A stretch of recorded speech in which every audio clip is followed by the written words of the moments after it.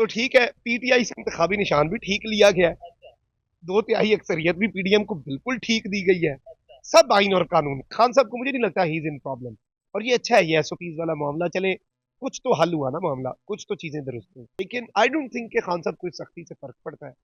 उनकी एक्सरसाइज हो रही है उधर, उनको उनकी खुराक मिल रही है, स्पोर्ट्समैन आदमी है, और वो अपना देसी मुर्गा भी खा रहे हैं। ऑल्दो अडियाला वालों ने 6 महीने में 35 लाख बिल बना दिया उनका कैंटीन का।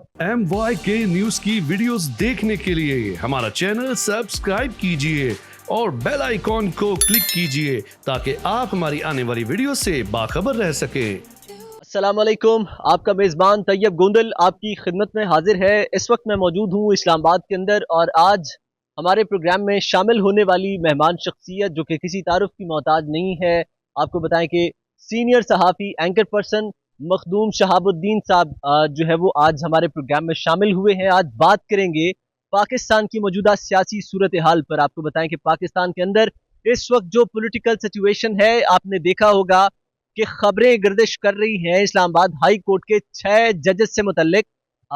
6 जजेस ने जो खतूत लिखा सुप्रीम कोर्ट को, सुप्रीम जुडिशल काउंसिल के अंदर वो खत गया, और उस खत के बाद क्या हुआ, आज हमने इसके ऊपर डिबेट करना है। आज हमने तज्जिया मालूम करना है मखदूम शहाबुद्दीन साहब का। बड़े अरसे आउट ऑफ कंट्री रहे, आज वापस आए हैं और हमने जो है वो इन्हें एंगेज किया। बहुत शुक्रिया मखदूम शहाबुद्दीन साहब, आपने अपना जो है वो कीमती वक्त दिया।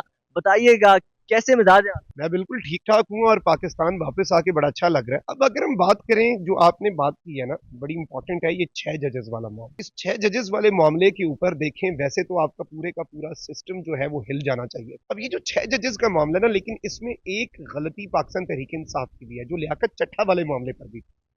लियाकत चट्ठा के मामले पे हमने कहा बारिश का पहला खतरा है, ये 6 जजेस को हमने कहा कि ये बारिश का पहला खतरा है। लेकिन लियाकत चट्ठा के बाद क्या कोई ब्यूरोक्रेट उठा है? क्यों नहीं उठा? लियाकत चट्ठा गायब है। लियाकत चट्ठा इस वक्त, उसे बयान भी दिलवा दिया गया इलेक्शन कमीशन के इंक्वायरी कमेटी के अंदर। मिट्टी पाओ प्रोग्राम हो गया, कागजों का पेट भर दिया गया, लियाकत चट्ठा अपने बयान से मुकर गया।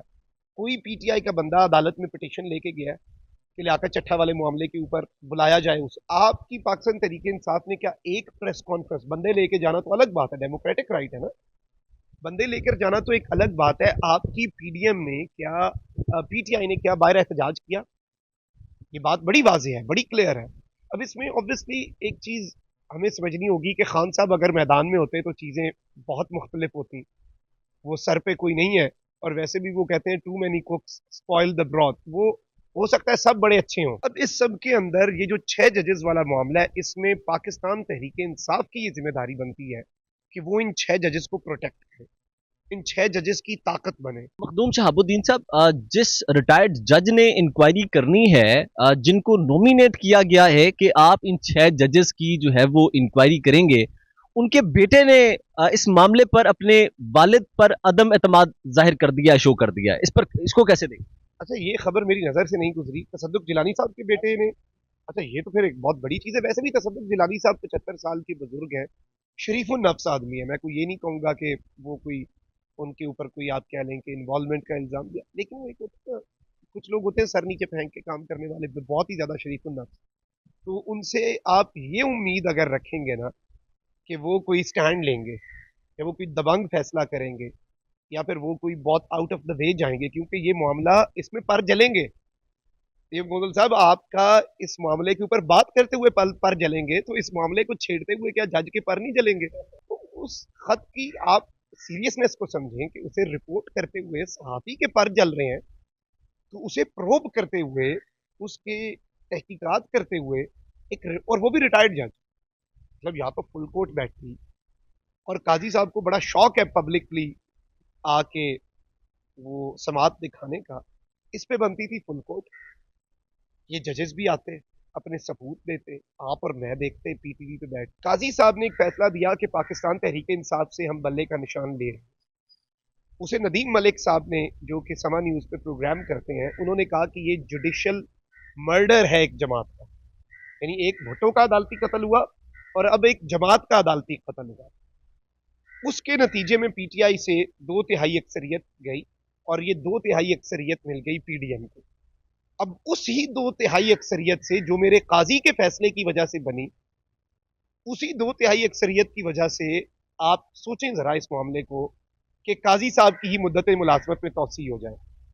ये सीधा सीधा कॉन्फ्लिक्ट ऑफ इंटरेस्ट है। मैं अब एक बिल्कुल इररेलेवेंट वाकया मेरे जहन में आ गया। ये अब सियासी हमारे वाकयात यहाँ पे खत्म हुए चाहते हैं। काजी आपको पता है जज को भी कहते हैं, इस्लाम में काजी का निज़ाम है। तो एक इलाके में एक काजी था, बड़ा दबंग काजी था वो। उस इलाके में एक बंदे का कुत्ता मर जाता है और वो अपने कुत्ते को दफन कर देता है मुसलमानों के कब्रिस्तान में, बिल्कुल दरमियान में, एन दरमियान। वो जब उस काजी के पास जाते हैं केस को लेके, तो काजी को जब पता चलता है तो काजी भी बहुत ज्यादा तप जाता है। काजी कहता है कि तुम्हारी हिम्मत कैसे हुई, लेके आओ उस बंदे को, मुसलमानों के कब्रिस्तान के अंदर तुमने कुत्ता दफन कर दिया। काजी वो भी बात नहीं सुनता होता था किसी की ना, खुद बोलने का शौक था। तो वो कहता है तुम्हारी ऐसी की तैसी, तुम्हें आज ये कर देंगे वो कर देंगे। कहता है काजी साहब मेरा केस तो सुने, मेरी बात तो सुने। वो बंदा बड़ा चुप रहता है। इन पे काजी कहता है अच्छा बोलो, सुनाओ तुम अपनी। वो बंदा कहता है काजी साहब मुझे ना दरअसल इस कुत्ते ने खुद वसीयत की थी, ये मुझे कह के गया था कि मुझे इधर दफन करना है। काजी साहब और तब गए कि भाई हमारे माथे पे पागल लिखा हुआ है, हम सब पागल हैं, तुम अदालत के अंदर हमें पागल बना रहे हो, कैसे एक कुत्ता वसीयत कर सकते। काजी साहब मेरी पूरी गल तो सुनो। कहते काजी साहब उसने एक और वसीयत भी की थी कुत्ते ने। उसने एक वसीयत ये भी थी कि जो हमारे इलाके में इतना बेहतरीन और आदिल और मुनसिफ काजी है ना, उसे 10,000 दिरहम भी देने हैं। तो काजी साहब ने बड़ा तवक्कुफ फरमाया, सर नीचे फेंका, सोचा, सोच विचार करके कहते हैं मुझे लगता है कि ये जो कुत्ता था ना, ये बड़ी पहुंची हुई हस्ती था, पर मुझे तो ये शक पड़ता है कि ये असहाबे कहफ के जो कुत्ते हैं ना, उनकी नस्ल का कुत्ता है और ये बिल्कुल सही दफन हुआ है। तो ठीक है, पीटीआई से इंतखाबी निशान भी ठीक लिया गया है, 2/3 अक्सरियत भी पीडीएम को बिल्कुल ठीक दी गई है, सब आइन और कानून।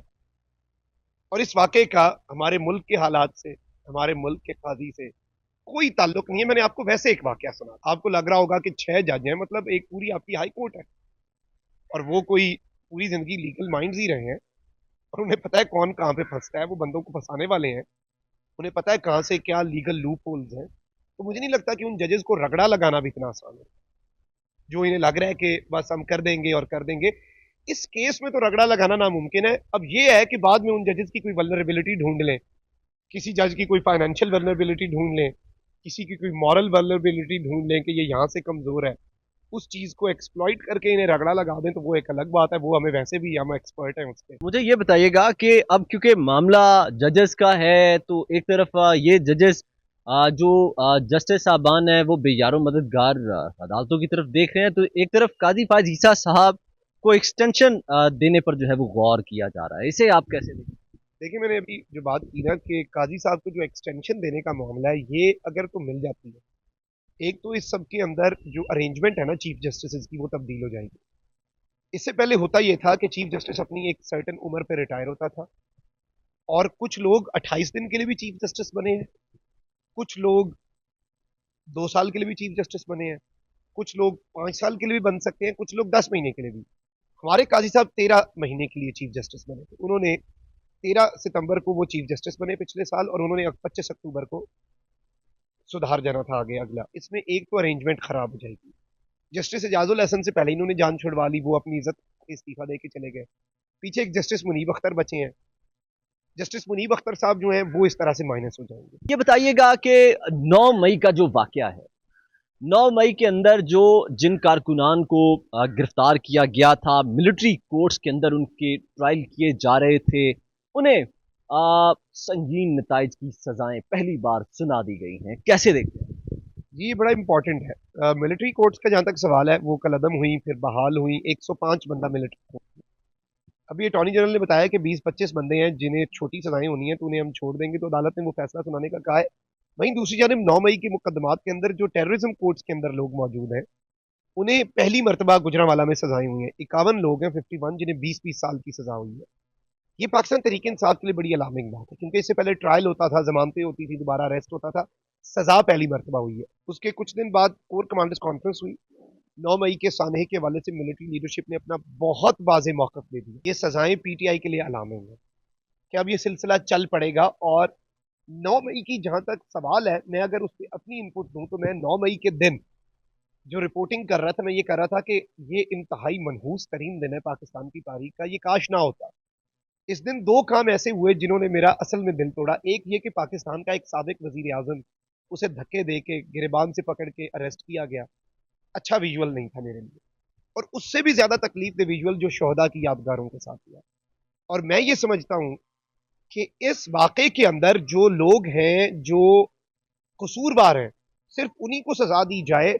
इसमें पॉलिटिकल स्कोरिंग जो है ना, वो ना की जाए। उसकी वजह मैं बताता हूं। शोहदा की यादगारों के अंदर सिर्फ हमारा इदारा स्टेक होल्डर नहीं है।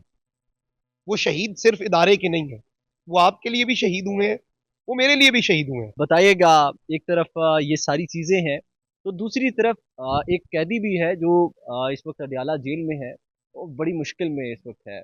कोई मामला तय पाए हैं उनके अंदर, कोई एसओपीज बनी है जेल सुपरिटेंडेंट के साथ, उन्हें कैसे देखते हैं? जी जी, एसओपीज तो बन गए फाइनली। अच्छा है, चलें। खान साहब के सिग्नेचर आप देखें, इतने अरसे बाद मंजर यहाँ पर आए हैं, लोगों ने वो भी वायरल कर दिया, तस्वीर नहीं आई तो खान साहब के साथ एसओपीज तो हो गया। लेकिन मैं समझता हूँ खान साहब मुश्किल में नहीं है। वो इस वक्त अपने बड़े कंफर्टेबल टाइम से गुजर रहे हैं। और इमरान खान जो है, इस वक्त आप देख लें कि पाकिस्तान की पॉलिटिक्स आज भी उसके इर्द गिर्द रिवॉल्व कर रही है। और पाकिस्तान की पॉलिटिक्स का महवर भी वही है। अब खान साहब को जेल में वो अडॉप्ट कर दिया। वाहिद प्रॉब्लम ये थी कि जो लीडरशिप के साथ कम्युनिकेशन गैप, उसकी वजह से पार्टी के अफेयर्स अफेक्ट हो रहे हैं।